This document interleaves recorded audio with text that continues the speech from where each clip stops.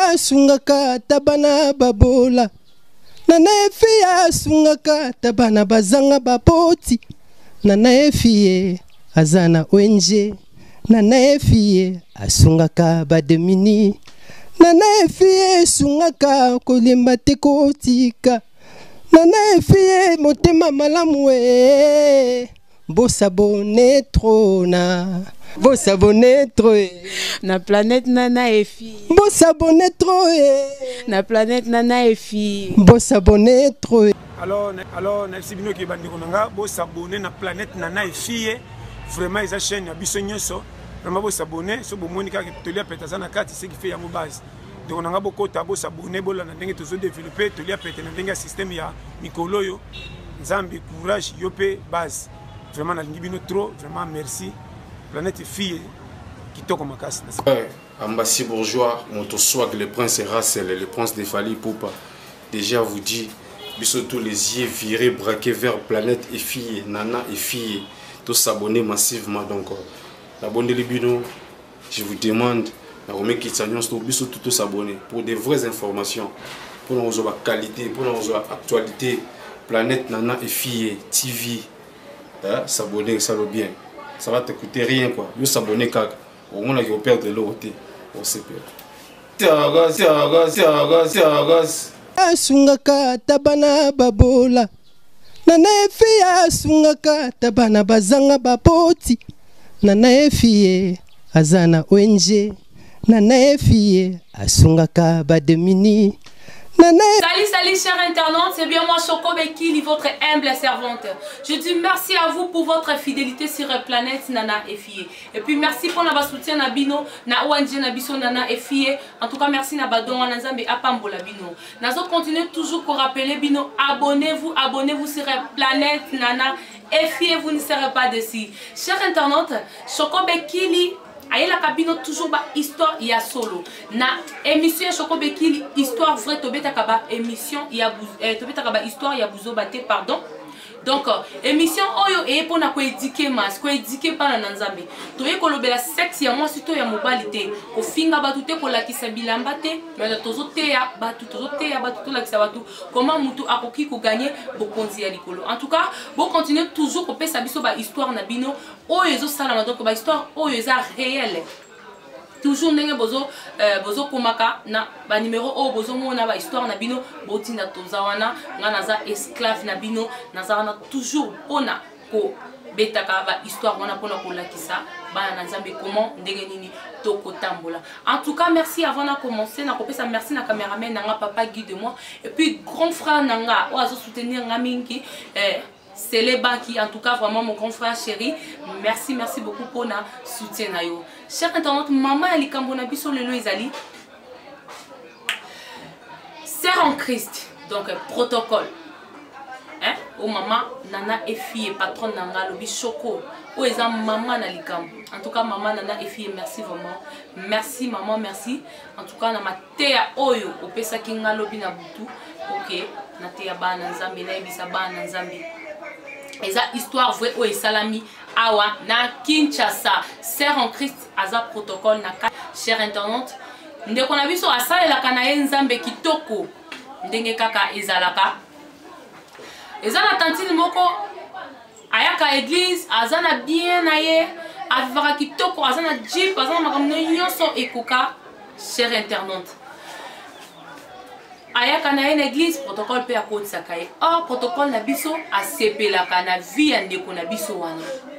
soki azo église azo sing atalaka tantine wana atalaka tantine wana mukolo mususu protocole na biso aboti courage kotuna tantine na biso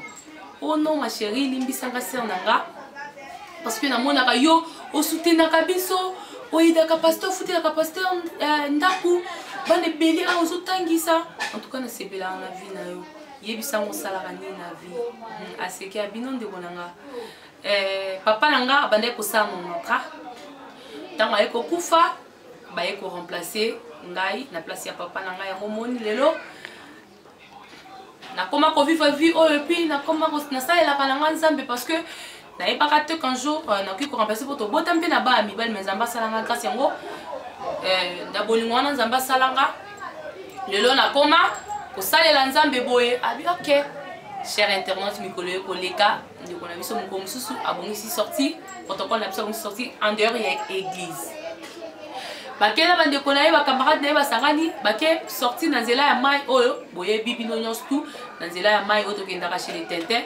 na Kinshasa bake kolia mwa liboke papa gi mwa liboke ndenge ezalaka toujours bakei bakomi mpo kuna mpe bato basokolaka abandi kosokola cher internaute ndeko na biso akoti na kati ya mai kobima azobima na mai liboso na ye amoni papa mo afandi imoko okutelekeli moto afandi boye ndeni bon en fait eza espace ya motu nyonso ayaka bato tu bayaka komela kolia ase intéressé na ye papa yango cher internaute basololi na tontine wana bino je suis avec mes amis à expliquer makambo tout ndeka ezalaka alesi bango amelisi bango en tout cas oyebi babiso bafille ya Kinshasa ntango bobimaki sorti moko bokutani na tonton moko boye donc ntango tonton na opesa makambo bino mpe fo bopesa makambo ti tos basololaki kitoko esi alinga kende azwi $200 apesi protocole na biso na carte de visite ake akoti na bolingo bakomi kocontinue na bango na bolingo bavivaka na bango sert akoti si négligence d'église ayaka susu église te eloko moko te okoloka kiti ya 16h boye bomona kaka jip moko ewa ekiti bato moko bayebaki baveste basimbisa bakoti na église batelemi moto azokita parce que kuta yango tozoyamba tango fort awa mokonzi moko azoya awa ou quoi batala boye protocole à question azokota cher internaute nzoka ti bazokota wana jupe wana ntango yaki kaka parke liboso etonga ya mwana nzambe paster akomi koyoka sola bibembe bon azalaki na cher nakota bozindo te basilisi bandi kointerroger protocole paster alobi mais comment yo ozomonana te okimi nzambe et puis nous comprendre tokomi na bagarde boye likambo non maman papa nzambe oyo biso tosambelaka nzambe na yo papa en tout cas dadi oyebika badadi nzambe badadi nzambe ya dadi nzambe na yo papa sali nde lelo vi na ngai komi boye bon eza vi ya mutu moye bato bakota mozindo te papa mekaki kobeta se te nzambe asali toboyi te me kokota na église na makambo ya nzambe eza bien te yo ozalaki motu ozalaki importante na église osalelaka nzambe na ntongo okombi kobosana te merci papa mais pasteur alokaki déjà solo ya bibemi akei mikolo elandi chéri na ya bengi papa wana non chéri na lelo na sisa mosala avant okutanga na palais du marbre côté moko tokendaka mwa repo wana kolia mwa supu nde ezalaka mwa repo na bacamarade na ngai apesi pa adresse ndeko na biso abongami mpe ale asui transport ake na ye kota palais du marbre okoma komi kuna amoni pa adresse bapesaki ye amoni ke eza restaurant makambo tout place bajipe mambo tout complet libanda je suis dehors toque le quoi le portail a toqué portail mutu moko ya fongoli akoti kokota koti ntango portail ekangami abaluki amoni su mutu te aporami su boye amoni papa wana ça va chérie mais mutu abi oh non mais je suis là déjà allez bandi kokota ndako ntango bakoti na kati ya ndako abio mais comment oyebaki restaurant et puis tokoti na kati ya ndako yango bato baza te mena yo kavo ya bato abia oza beso mona bato ndako eza vaste espace oyo ezalaka vaste awa eza mpasi bato abien bayaka baministre banido eza sika mo muna moto mais yaka quand même na présente o bato cher internaute afongoli porte moko ezalaki wana akoti kokota bakoti amoni nde babimi na kati ya lupango mosusu ndeko na biso amoni batutu oyo ye ayebi na famille na ye bakufa oyo ayebi na RDC Congo kobanda na baprésident de la République si na bato nyonso ya suka bamusicien baartiste et comédien nyonso amoni mutu tu paniki wana abandi koganga abandi koganga ale papa bayi kobaluka nguma ameli tantine wana ntango ameli protocole na biso yango bien aimé kosalela nzambe eza très important na kati na ye akomi koganga Jésus-Christ Jésus tu m'as laissé Jésus-Christ comme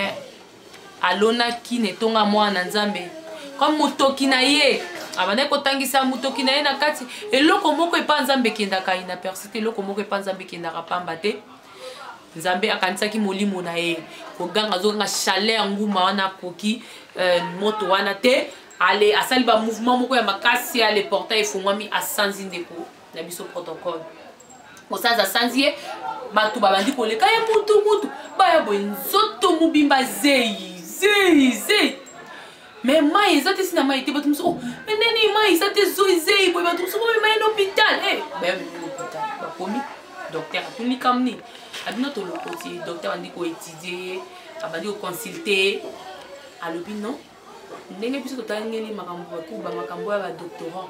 basine oyo eza soki nguma meli mutu asanzi ye nde abimaka boye bazei oyo eza n'importe quel nyama te eza ya nguma papa nguma nde nini biso moni liboso ya portail yo banguma bon aboya kopanike bato parce que eza mosala oyo bapona atraitaki ye atraité amoni conscience ezozongaka ate alobi bon tomeka koluka adresse na ye bacontrôle na babiloko na ye na sac baye komona carte électeur na ye baye kotala adresse ya ndako bake koluka famille na ye epuis ntango bayeki famille na ye ale baexplike babengi pasteur bato église baye bake bazwi ye baye na ye balandeyaki kaka na baprière ti conscience na ye ekozonga ser na biso abandi koconfesse abandi koexplike makambo tu ndenge ebandaki ndenge azali koenvie tantine wana ti akutani na papa wana ti ekomi na point ya lelo ntango ndeko na biso asilisi koloba koconfesse ndeko na biso aye kokanga monoko akomi kizengi na moment oyo nazoyebisa bino ser wana akufi te azali mais akomi kizengi oyo ezalaka ke seigneur abebisi ye nyonso ya ye apart kaka pema maboko elembi azotanga soyi atalaka bato kaka boye komi sumbele donc nyonso tout ya ye ekomi ya bakizengi